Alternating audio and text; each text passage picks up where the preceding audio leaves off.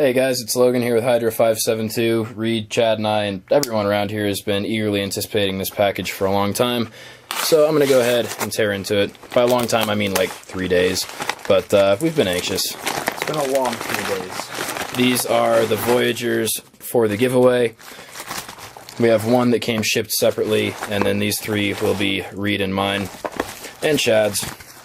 And you will get all three of our first impressions now. Chad's will be filmed at a later date, but a part of this video, because he is off doing something, earning money right now. There's the blade. I'm going to hand this one off to Reed, so he can play with it. Reed, sit down so you can show on camera. And here's mine. I'll move Chad's off to the side really quick. There's the extra pocket clip that Cold Steel graciously includes. And there's the blade. That is just everything I wanted it to be. That is a good looking knife. And here we have the Espada Large. These are the XL Voyagers. They're about the same size. And that is just beautiful. No play at all. I love the stonewash. Actually pretty smooth deployment for a triad lock. Let me run and get some paper real quick. Reed, talk about your first impressions. I really like the grip on this knife. It's a lot like the Espada, and in my opinion, kind of like the Spartan even. Just like how everything just fits in the hand. I really like the grips on it, the texture on the handle. These are Grivery, I believe, as opposed to G10, and they do have liners. Go ahead and do some cutting. Have some magazine paper here. As usual, Cold Steel edges come in very sharp. The overall quality of the finish is very good. The stonewash is beautiful. Hardware is good. First impressions on Reed and my end, overall really good. Excellent. Fantastic. Alright, we're going to get off camera. We want to be playing with these things. Thank you guys for watching. Stay tuned for more of the same. If you haven't seen yet, one of the other ones of these blades that we have, we ordered 4 actually. One of them we are giving away because we recently reached 100 subscribers. If you have not seen that video yet, go ahead, head over to our channel. It's called our 100 subscriber giveaway. So check it out. Hey guys, it's Logan. I finally got Chad in front of the camera, so we are going to continue with the first impressions of the Voyagers. It's been a couple of days now, so both of us have had a little bit of time to think about it, and we won't be as anxious as we were. Reed and I both had stuff that we needed to run off to get to, so yeah, without further ado, here's Chad. Hey, sup guys?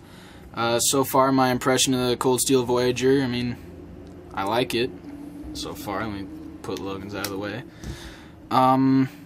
Things I have to say about it. My first big knife was the Cold Steel. It was the Cold Steel Spartan, of course. First Monday of school, and my brain's already fried. But anyway, you know how that, sort of curves and fits your hand more?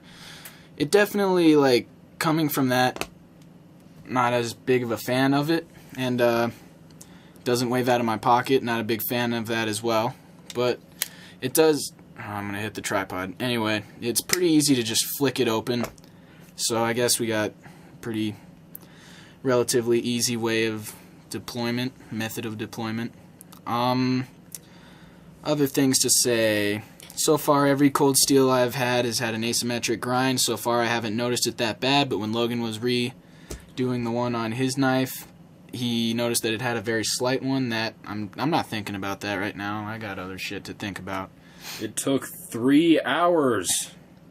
With 100 grit, it took 3 hours.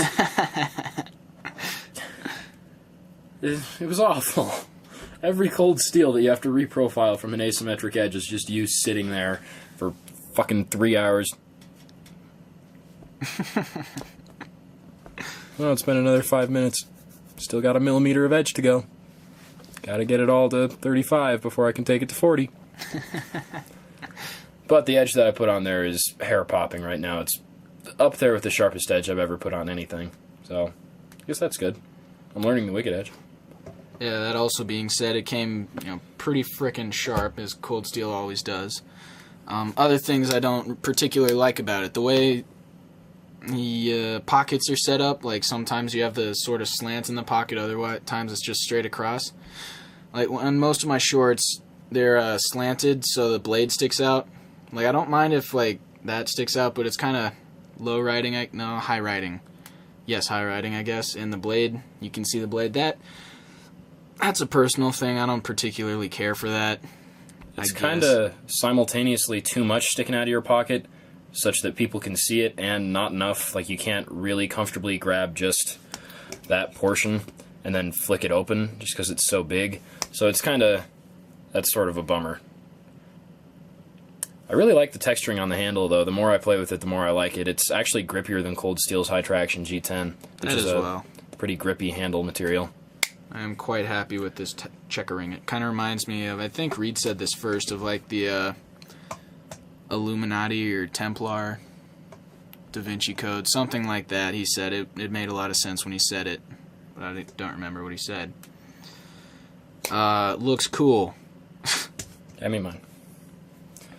So, yeah, there are the 3 of our first impressions. It was definitely cool to have a knife that now all 3 of us own, that we got at virtually the same time, that we can all carry, all compare. That's really cool, and I think the 3 reviews that are coming out of that will be really cool as well.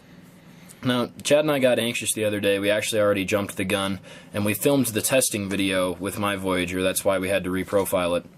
And so I think what I'm going to do just this once, and I'm going to see how it goes, is I'm going to take that video. It's already been uploaded. It's private right now. I think I'm going to make it unlisted. That means that if you have the link, you can see it, but it doesn't get sent to my subscribers' feeds. And I'm going to put that link up on our Facebook page, and I'll put it in the description of one of our Instagram pictures, which is stupid because it won't let you copy anything from an Instagram description when you're on your phone. So that won't help you guys, but it'll be there, and I guess I'll tweet it as well, even though we have 3 followers on Twitter. So if we get a little bit of traffic that way, then I think we'll do that some more, just doing some sneak peek type stuff, because pretty frequently I get a video done earlier than I planned on, and I have it uploaded and it just sits around private. So I'll try the unlisted thing this time. The link will even be... Actually, no, the link won't be in the description of this video, because I want some more people following us on the other social media sites as well. So Facebook, Twitter, Instagram, those are your options. Yeah, so... go do that. That should be pretty cool. I'm really proud of that video. I really liked it. So, overall impressions of the Cold Steel Voyager. Can definitely tell that it is a knife born from compromise. But that's a really cool compromise. You're getting a freaking huge blade for $50. That's the same price as baseline EDC models for a lot of people. Enduras and shit like that. So... that you're getting a huge defensive blade like this, of this quality level, and just this awesome to play with, as we found in our testing video, that's pretty cool. Yeah, also, it's, like, kind of the knife that I'm not really afraid to beat up on. Not that I really have yet. I haven't been doing a whole lot regarding knives. But, you know, if I do something to it that damages it, my heart won't be broken. Yeah. I think I'm going to be leaving mine in my car door, just so that I always have a defensive knife within reach when I'm in my car, and so that I can slip it in my pocket when I'm out to eat at lunch or whatever, coming from school, or just anywhere where I didn't take a defensive folder. I always have one with me. But no one here takes their knife to school. No, I park my car off-site and... across the street. Yeah. Nobody does that. No, and you shouldn't either. The no gun signs will keep you safe. It's proven.